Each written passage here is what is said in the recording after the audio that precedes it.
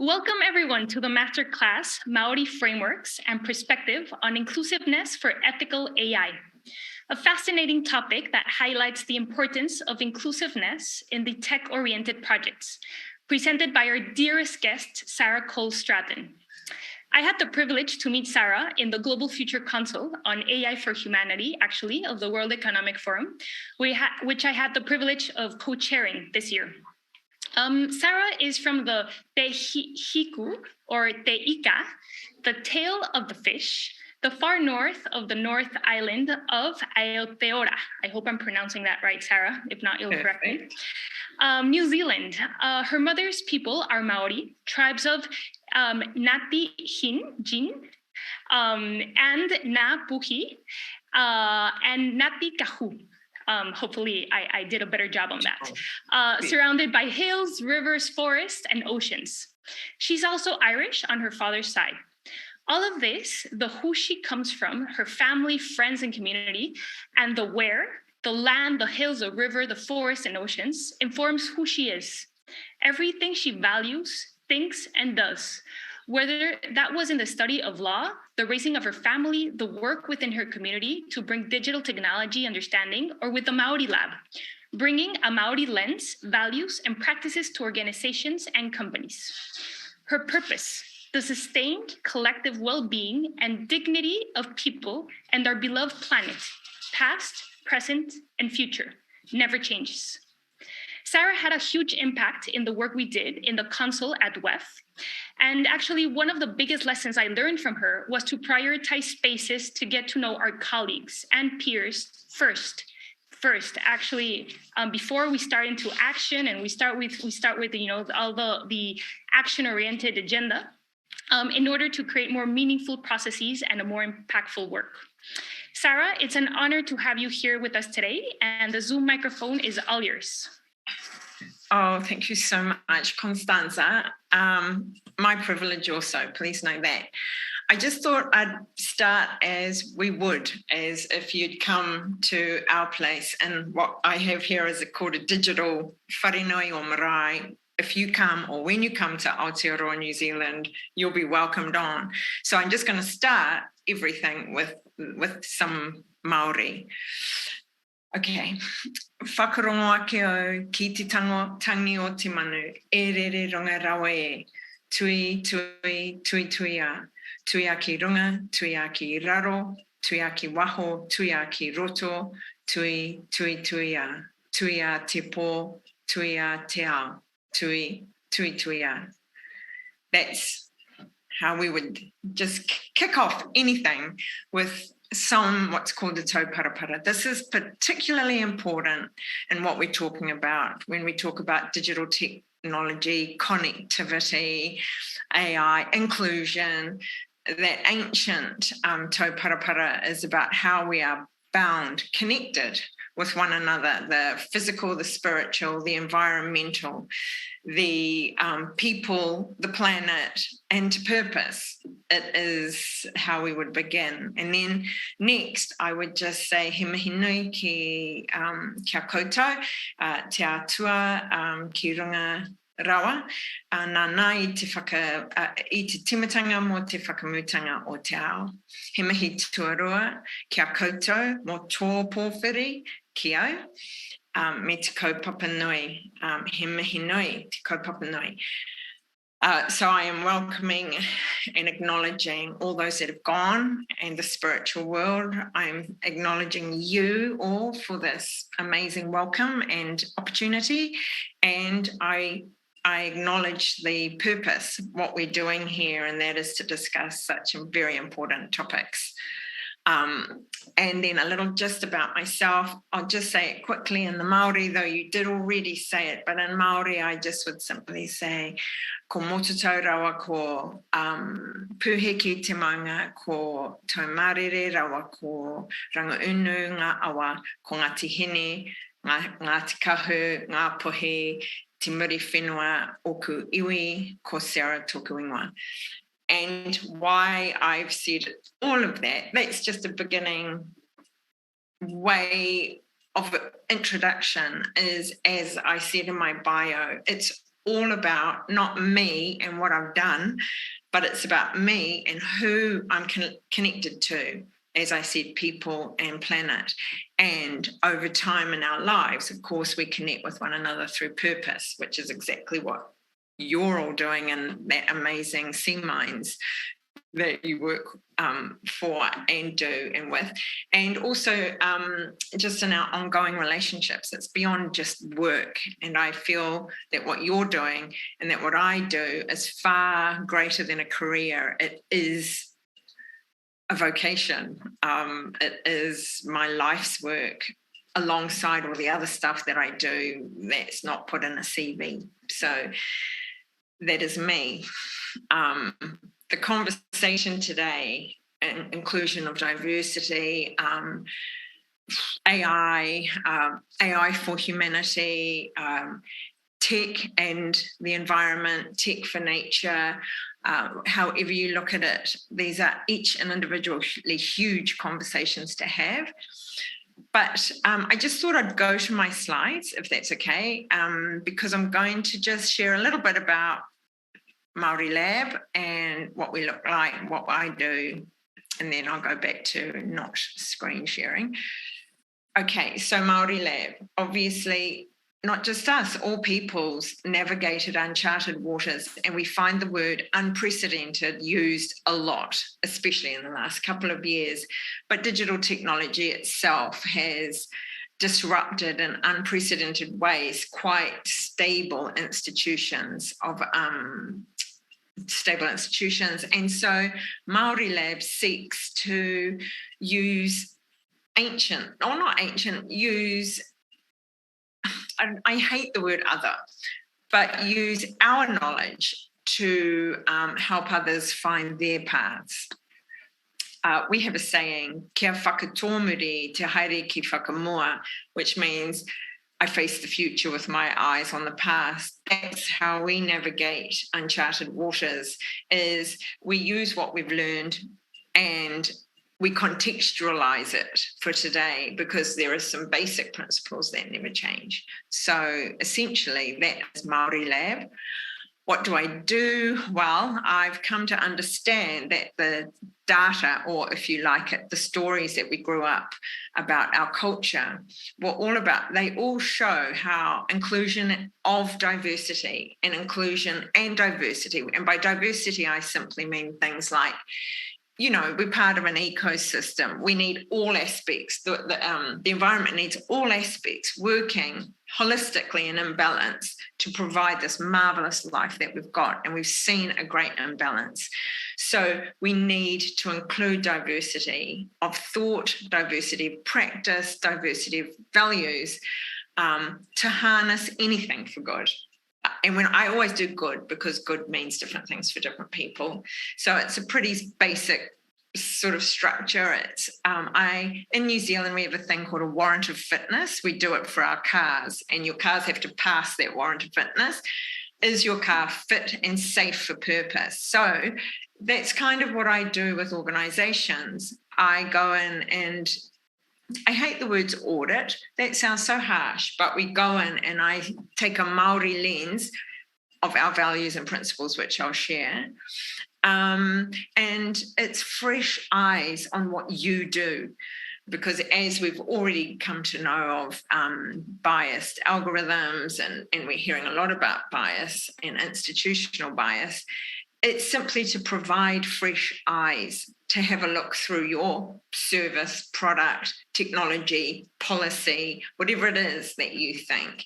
And then we investigate. We look at not just your aspirations, what was your purpose, what was your mission or your vision.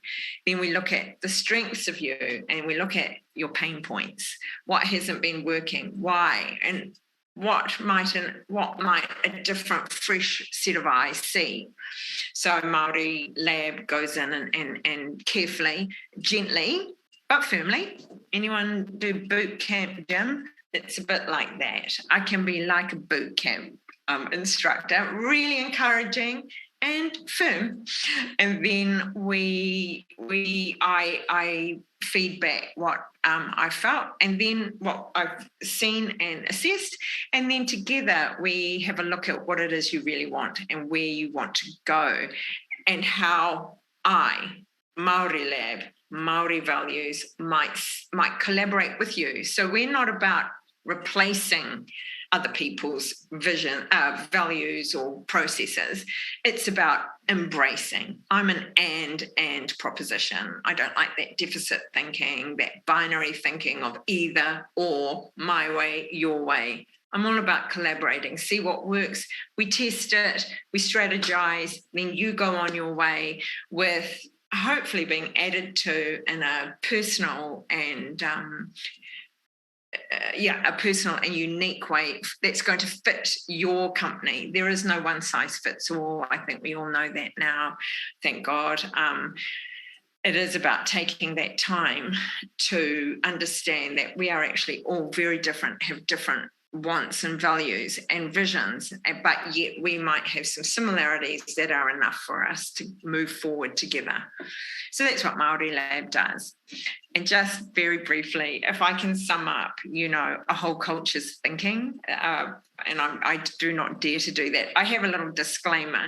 I do not sort of talk like I know all things about all Maori, and that all Maori are the same, but these are general values and principles. So why I'm sharing this is because through doing law about 100 years ago, I recognized almost exactly how two cultures can absolutely get things be so different, and therefore there be real clashes. And so we always have a spiritual realm. We make no apologies of it. This is us. That's what we believe on the whole, and what that is to each person is different. We have two fundamentals that never change, and that is whakapapa. That is our connection to what I just shared with you, where I come from, the mountains, the hills, if I do come from there. Some people come from deserts. Some people are so waterborne they hardly ever touch land, so I am not that, sadly, but I have my environment. I am connected to that environment, as well as the history of the people that I come from, my tribal affiliations.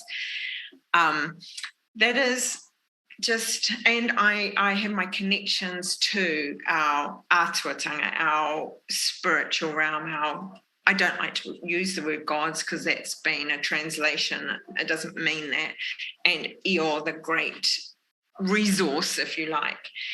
So I am connected, and it is my right. I am here. Therefore, it is I have that right to belong. But that's where the right ends and the responsibilities begin, because next to it is the most essential whanaungatanga. That's all about I'm connected. Well, that's all good. But if I don't tend to the relationship aspect of it, and that's including our planet, so if I don't respect and treat my planet the way I treat my grandmother, my children, my people that I love, well, I'm going to break that relationship. And if that relationship gets broken, as we're sort of witnessing, we get imbalance.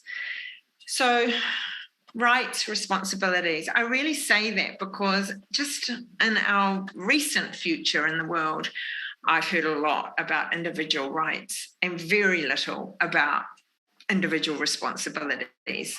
So I have an individual right to belong to this precious ecosystem.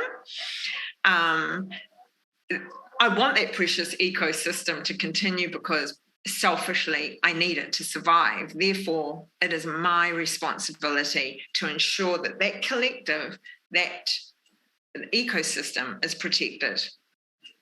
And everything that comes from that then creates how Māori, the values that Māori use to ensure the well-being of that ecosystem. So we look at people, planet, time, and purpose. So once upon a time, Māori really just connected when we were the sovereign of our own country, alone before other came, we were tribal, and that's where we whakapapa to. That was our connections. And then we would have purpose with one another. Well, now we live in today's world, so we're connecting all the time with purpose. And there are sort of rules or protocols that one can adopt to or adapt to ensure that what goes next is going to be a positive thing. So that's essentially our whole culture's broad thinking. And this is our tikanga, the what and the how. Now, one of our dearest elders said in the 1990s about our environmental act, which they were changing to include a Maori perspective finally and at last. He said, have I got it here? Oh, I haven't even got it. He says, Maori have the know-how. No, science may have the know-how, but Maori will always have the know-why. And it's not an either or, it's we need them both. And so he said, if, before the last slide, if relationships are so important, he goes, the greatest ethical action then is the fostering of relationships. So with that, we've got these 4 or 5 or 6 various values that will ensure and inform me when I go and do anything. And like I said in the bio, whether that is me sitting down with somebody that's got a tech tool that they are wanting to create, or I get the privilege of being on like the World Economic Forum Council, I have to try and behave in a certain way and ensure certain things to ensure that the purpose of the whole goes forward, even if I don't always agree. It's just a way to go through it. So I don't think I'm going to go through it unless you wanted me to. Shall I? Just very briefly, it's just based on rangatiratanga, which is self-autonomy, independence. It's about dignity. That's really what that's about. The dignity to lead in the way that you personally have a skill or a background or whatever it is that you do, you are needed. And I must allow you to be that as long as the whole is going forward. Kotahitanga, it means a unity of purpose. Essentially, we'll all be different. We might want different things. If we want different things and we really want different things in a different way, then perhaps this isn't a relationship that's going to work. So when we go working with others, collaborating with others, we have to make that decision for ourselves. That's what we would look at, Māori would look at, is the unity. And my another elder used to say, kotahitanga is not conformity and it's not uniformity. We need our diversity. We just need to agree that on the whole, we want to go the same way. And if we can do that, we can then trust one another to do, whatever it is that we're each skilled at, to bring us all forward. We have kaichakitanga. This is a fundamental difference to Western thinking, because in Māori thinking, we didn't own people, places, and things like you somehow can in the Western world. This is about guarding, protecting, stewardship. And it's a brilliant, different way of thinking to bring to business, to bring to tech creation, to bring to schools, anything you like. That idea that I am responsible to ensure that the future is going to inherit something better than I have today, then that stops this this greed and this taking, this sense of ownership and entitlement, this sense of right. And just on that too, another fundamental difference is, Maori think of distribution of resource for that collective good, whereas the Western world is about individual acquisition so even when I do that, one is outward looking and one is all about me. That is unsustainable. I think we're actually seeing that in today's world, economically, socially, politically, and environmentally. And Manaakitanga talks about inclusion. You know, it can be summed up, people sum it up, oh, it's all about hospitality, but it's not. It's about welcome in its broadest sense of that word. It means to allow somebody in long enough, listening to them to see, are we on the same page or not?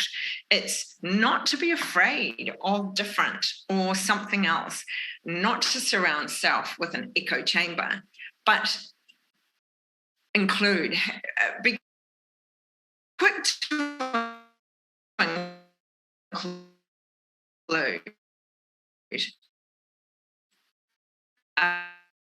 rather than be quick to exclude, because Maori has a culture that we so I share this because these are the means, the method, and the reason for any plan. We use these to go forward. And those words, mātou, tātou, show just how collective a people we are. Mātou means we, tātou means all of us, in case I've forgotten someone. And that's included in that is the planet. So there is just me. That's what my picture of me looks like. I'm going to stop sharing there, because I want to sort of get back to what you really want to get through, and that is, you know, tech for nature, AI, inclusion, diversity. And so what I'm sort of saying is that whatever the conversation is, that's what I'm going to bring to the topic. They're not going to change. And so if I can just talk about, which would you want to talk about first? Data, inclusion of diversity, tech for nature? We would love to all of the areas to explore how we can adopt what you're telling us to our projects. And for I can start from my side, and then Claudia, I don't know if you had another proposal, or we can go to your side again and just come back and forth about what we wanna take. And thank you so much for this space. I think we're all really appalled about what we are telling to us. Here in AI for Climate with Tech for Nature project, we're now working hands on the ground with people that come from Mayan communities, and we are working really close with them. But everything that you're telling us really resonates on how can we better combine both worlds with dignity, right? Because we don't want them to feel like they are helping us, or that we are helping them, that we are working together, that we are all sharing knowledge, and that we are all learning from one another. We couldn't be on the field where we are right now if it wasn't for them, right? They've shown us the way. They've shown us where the species are, where the animals are, where we can go, where we cannot go. And we're going there. We are showing them the devices, how we use them, and what can data. How can data work for everyone, not just for us, not just for our purposes or for conservation purposes, but for them, right? And we want to bring this closer, but without feeling that, again, we are, just coming from the outside and just bringing this to them, because it's not how we want to put it. And that's what I loved about your presentation, about, it's not either or, it's both ways. It's their knowledge with the knowledge about the IoT and these devices, that it's almost like the first season that they're seeing this and they're working with this, and they are really excited. But again, I don't want them. Yesterday I had a conversation with them and they were like, oh, we're really happy to help you, and we were like, no, you're helping, but I don't want to feel like we're helping, which is we're collaborating. We're not just So, so yes, about that, they all have a great knowledge. Again, they talk about the elders and the old times where they used to see jaguars, all of the around the jungle, and how they really miss those times, and they want to work together to preserve our ecosystem for their grandchildren, for the next generations. So, well, with all this context, with all this context that I'm giving you, I just would like to know about your inputs about how to not make it feel like maybe it's a feel good factor for everyone, but a really hands-on collaborative work and inclusiveness, and that we all take positive income of this. Yes. I know what you're saying. We've actually got a lot of Maori research methodology on how to approach Maori, how to work with Maori, because as you say, you don't want to be seen to be just coming in because you've got a good idea or you've got an idea. Just briefly, I can share the link. I'll share the link with you about it. But so there's this article, and the man said, and that also was saying, all this time we've thought of mangroves and marshes as something to conquer, to develop, and now we're realizing, oh, hang on a minute, they're actually absorbing and producing blue carbon. They're offsetting. They're actually very, very important. Mm-hmm. And this article was about rebranding the idea of marshes and mangroves as something to just, who cares about them? They smell, they are not nice. What that said to me when I read that article is, well, who's been speaking to the locals? So what I didn't want to happen from there is all these research companies and companies flocking into areas of these places and just inundating the locals and doing as you said. But it's gorgeous that you're so, of course, understanding and respectful of that, of their contribution. So Maori we have something called Te Ara Tika, which is some Maori ethics around from minimum to best practices.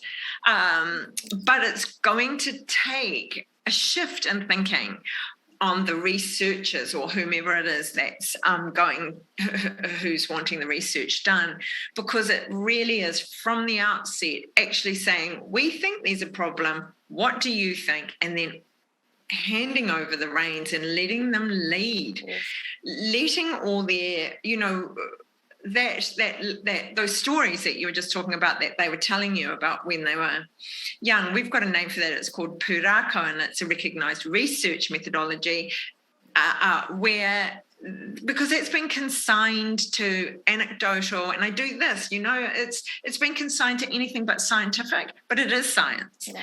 It's science because they've been doing what scientists do, witnessing, observing. So if somehow they are brought in and made to feel that they are going to benefit, and always benefit. So if a tech company devises a sensor that's going to pick up this, that, and the other to help them measure this, that, and the other, well, that tech company needs to work with them to discover what needs to be measured, not tell them what needs to be measured and how it needs to be measured, because they'll know they've been witnessing their environment for the last 100,000s of years.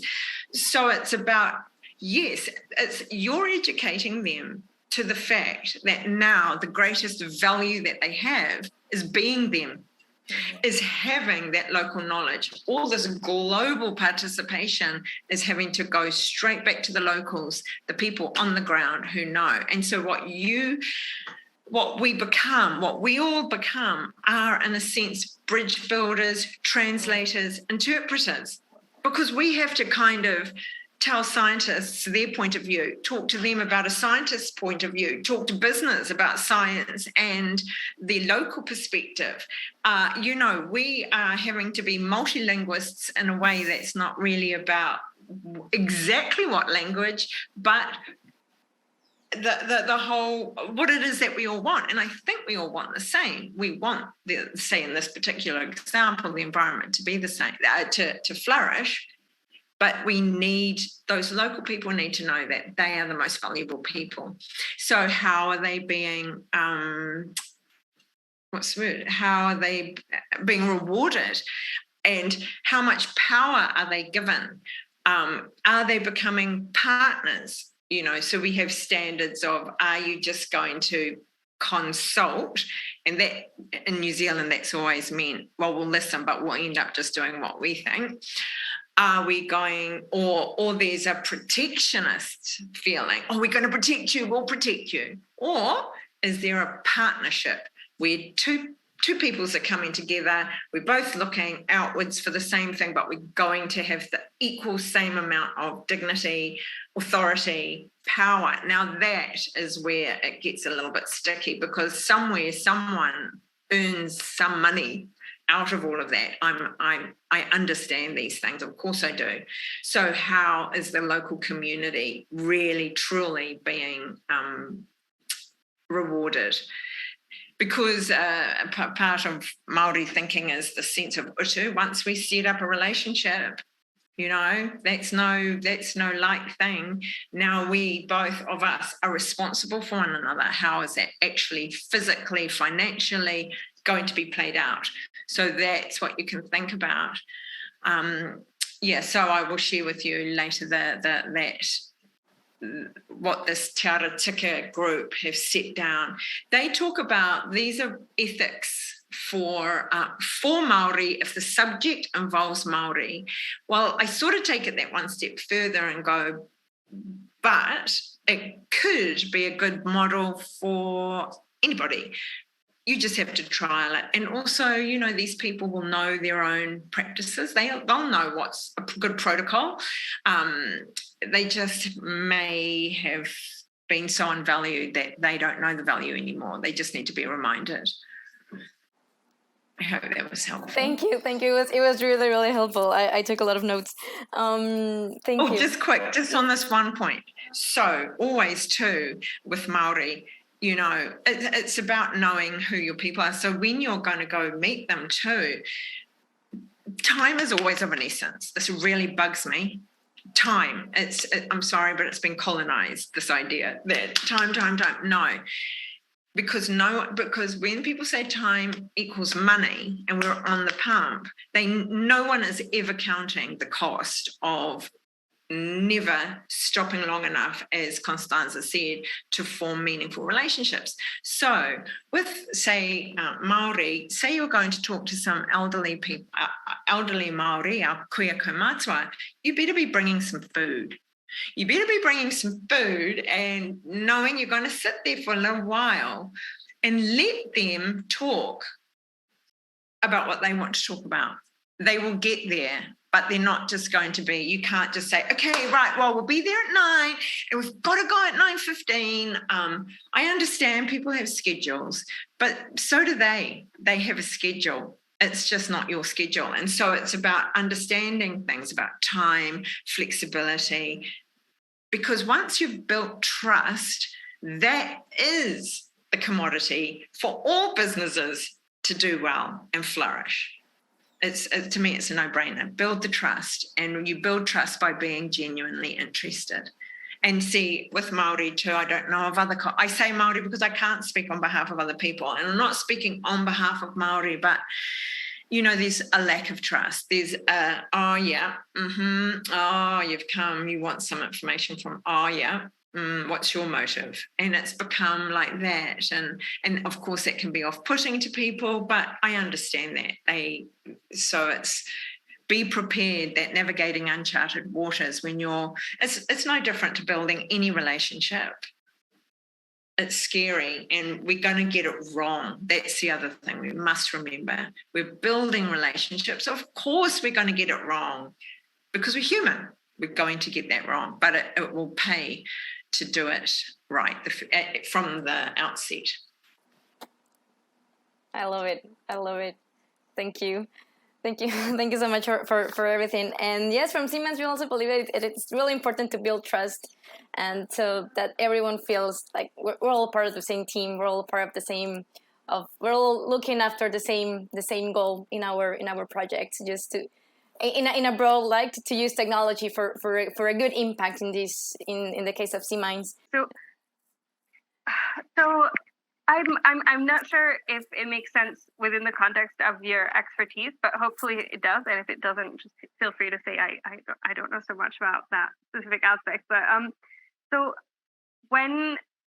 I'm trying to think about one of the challenges that there is in Mexico in a lot of places is that data isn't inclusive. So that's when you mentioned earlier, what should I start talking about? And you said data. I was going to say I'm quite interested in seeing how you manage that, because so it's most of the data comes from countries that are not Mexico. They do not represent the Mexican population. They definitely don't represent the indigenous communities in the Mexican populations and the mixes that there are here.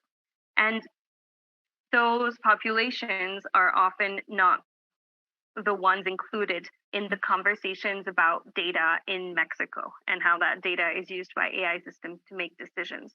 So I don't really know if in New Zealand the Maori community is how integrated it is into, let's say, the broader community within the country, but how to what extent are they included in that, and in that sense, to what extent are the challenges represented by technology for their communities understood by them? And how do you kind of, if not, how do you give them this, let's say, tech education where they can understand that maybe this system is going to work perfectly for someone without a Maori background, but it might discriminate against them for being Maori, and kind of generate that awareness so that they can have more so that they can be, I don't know if I like the word empowered, but more empowered to say, hey, wait, let me get back to you about this, I don't know, this credit, this loan that I wasn't approved for. Could it have to do with, the system seeing that I'm different and not approving a loan for me? So just kind of, could you tell us more about how that is over there, and how you're working to change it?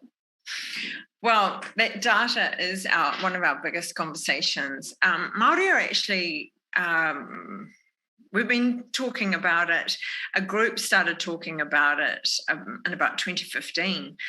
But data itself, we've already understood, is biased, and it will always reflect the people that gathered it, not the people who it's about.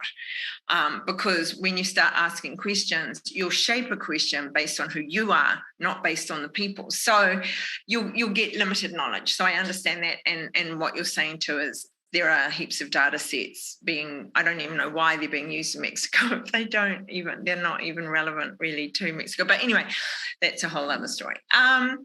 So New Zealand has a group they used to be called Manararonga. I'm not sure what they're called now. I can't remember. I'm sorry.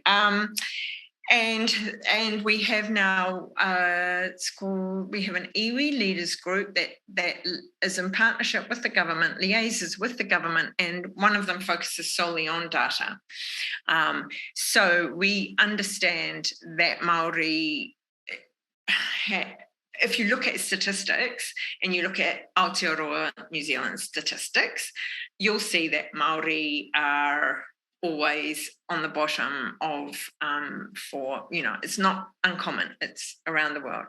And so we stopped taking census, a census where yearly or biannually, because they are meaningless to us. We have different ways of gathering our own information. What is important to us? Name, date, birth, job, how much money you earn, where you live. it's not as important as, but who do you come from? Where do you come from? Because it starts to help us to connect to you in a local way so that we can provide you with the right services near you. So the government is really recognising that. And we have a Maori, this Maori group is working alongside Statistics New Zealand. And so that there's going to be a collaboration so that the data it's going to take time. Everything will take time. What you're saying is it's really big.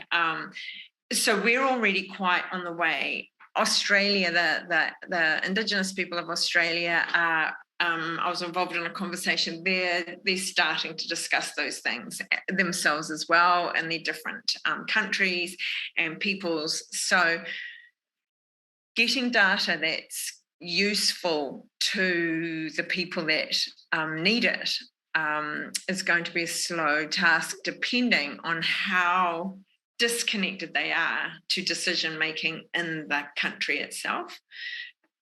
The less power they have, the longer it's going to take.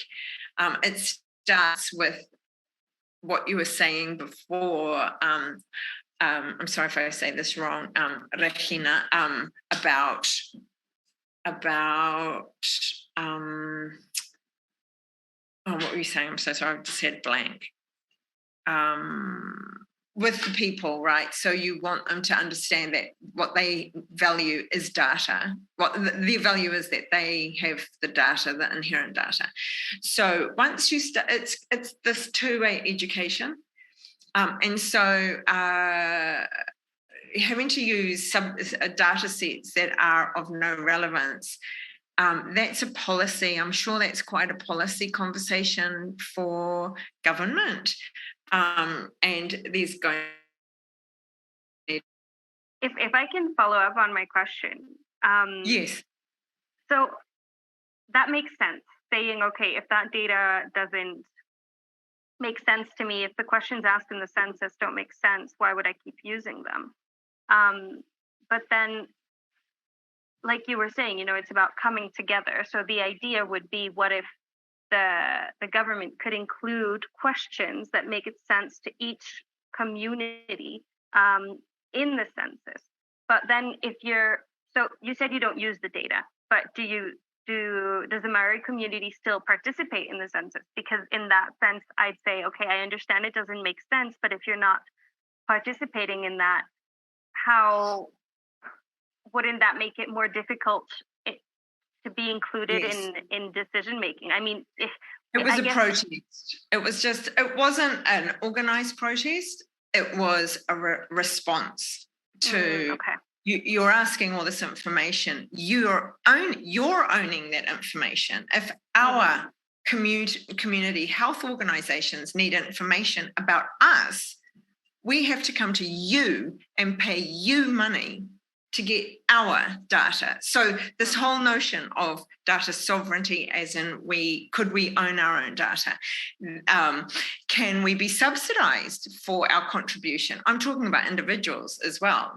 Right. All of us across the board are providing a great deal of information to all kinds of companies, making a great deal of money. But what if we could get a return on our data?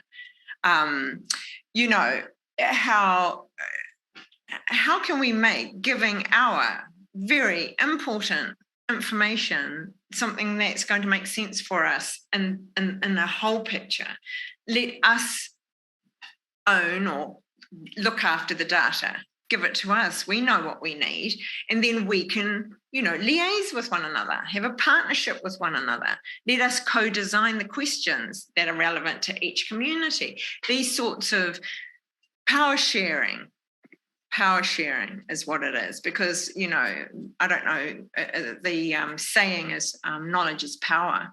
So the thing is we've all got the knowledge, so therefore we should all have a collective power. I was going to say, so of course this conversation about how as individuals we can claim our power back, claim our data back is big. It's out there. We wish there was an answer. But thinking about communities about minority communities in a country who might not operate as part of like you said, I don't want to say others, it's not a very nice word, but as maybe the mainstream. Yeah, the mainstream culture. Then in that sense, I think there's an easier case to be made for the fact that you should have sovereignty or at least access to your data because you're going to treat it differently. Maybe I'm not sure about this, but maybe my people from the Maori community don't want to go to the mainstream health centers. Maybe they believe in a different health approach. So in that sense, it would be logical. Is that something that's the case? And are you making the case for it? Is that happening? I'm kind of thinking in my mind, in Mexico, I don't see it so much like that. I think it would make sense, but I'm thinking about maybe more in Canada, the groups of Native communities who really don't want to go into the mainstream. I'm wondering if it's a bit more like that, and then how that case can be made, and it can lead to maybe more exciting developments in terms of data sovereignty. Yes, well, we don't mind being part of the mainstream if we have that autonomy, that rangatiratanga. And we're sort of different from a minority group, Maori, in Aotearoa, New Zealand, because we have it's called Te Tiriti or Waitangi. We have a treaty, and it is embedded in our law. The practice, that's another question. That's a whole other question. So we recognise ourselves to be sovereign, but others haven't quite seen it that way. And over the nearly 200 years now, we have gathered quite a strong momentum. So these conversations for us, we've been having these conversations for a very long time. It's not now just because there's digital technology. Whatever happens in the analog is only amplified by digital, is my theory. What we're talking about are human issues, and tech should be a tool to use. And AI is certainly something that's going to amplify what's already there. So we know this. So these conversations for Maori anyway, my grandparents understood that if somebody else is telling my story, they're going to get that story wrong, and it's not going to be good for me. So anybody that wanted to do research in their community, they had to go, they had to be taught the language and some of our, what we call tikanga, our cultural practices, because they understood that might give us a chance if they actually had an understanding. So we don't see ourselves as a minority, but an equal. I don't want to use the word equal because there's no such thing, but as a partner to the mainstream, and also that there, because there's already a wedge into that homogenous mainstream to include us. It could be slightly a formula for that sense of the inclusion of all sorts then, and all sorts of voices and lenses. So it's a big thing. That your question is huge, and we have this saying about by Maori, for Maori, by Maori. Who knows somebody better than another? Other sort of support groups help one another in that way. People with various different experiences sharing with people who have similar experiences. So we have that, but it's not exclusive. And I Māori Lab, we do not say we're the only way, because that sounds like another indoctrination of. So I'm just saying, again, these are just ways in that you could think about. And you just have to start with one community having one conversation, and they have to be involved, and they have to kind of drive it, because then they'll feel that sense of not ownership, but that they are responsible, and therefore, they'll take responsibility for it. I don't know if that answered. That's a very big question. And yes, in New Zealand, New Zealand government, we've been doing a lot to talk about shared data, shared power arrangements. I think they call it co-governance, whatever. So, yeah. That's amazing. Thank you. Thank you, Sara. So I know we are already at our time limit, but I don't know. Did you have any more 10 minutes? So we can just ask you a couple more questions so that the rest of the team can ask their questions in another just 10 minutes. And yes. Gabriela, please feel free as well to ask questions. She's our guest today. She has her camera off, but please please feel free to ask Sara. Thank you, Sara. A couple of questions in the last minutes. And actually, just before that, what I suggest is everyone, if you can state your question out loud, and then Sara can hear them all, like in bulk, and then Sara can then help us manage our 10 minutes with her.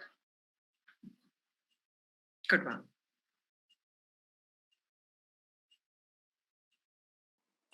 I know that we had a question as a team about. For example, you talked about we're talking about Maori, but there's also global values that about rights and responsibilities. But how can we? I don't know. We wanted to know, like as a whole, from Mexico to New Zealand to France to Europe, which global values could we be putting the table for these to guarantee these build trust and this inclusiveness with the work that we do. I don't know, Sara, I think she froze. Yeah, we see you now. Did you get the chance to hear me? Or is your internet? Yes. Okay.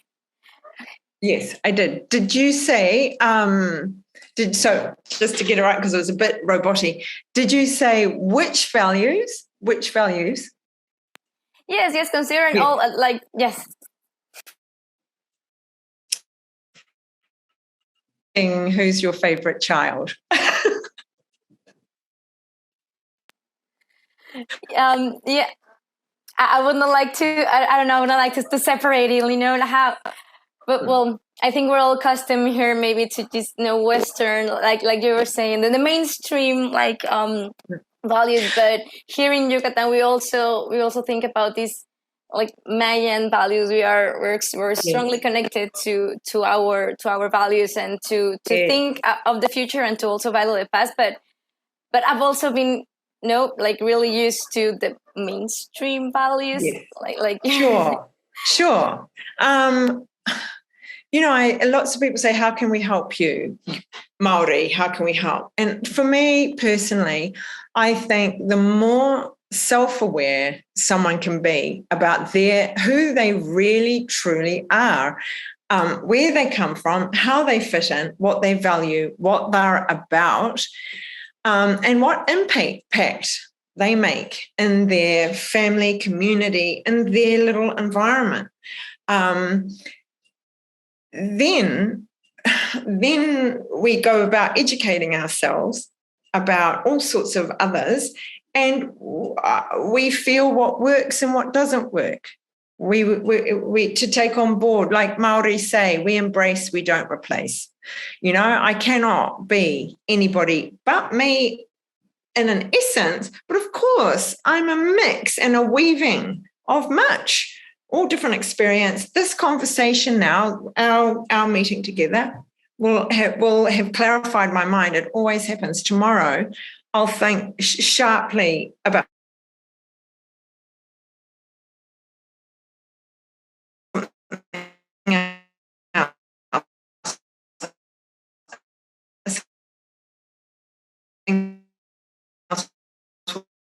become more clear. And that helps my practice, but being and everybody, I want people to dig deeply into themselves and be honest about themselves, who they are and who they're not. And that's okay too. And but just to be clear about yourself. I think that's the most important thing. So I know it's not very corporate, it's not very government. I'm saying this especially to academia that needs disruption there. We need disruption in the academic world, because our conversation, we haven't even touched on how the future of work and employment is going to look like. It all will come back to our values and principles and our vision for the world. So I think that's how I might have answered that. Thank you. I have another question, but I feel like I'm hogging the mic. So if anyone else does, please just ask it. Yeah, I have a question also. Yesterday, I was reading an interview with you, and you said that Maori, along with other indigenous nations, have already been recipients of another version of algorithm bias, that's the colonization. And I think that is something really powerful, because I haven't seen this problem like that.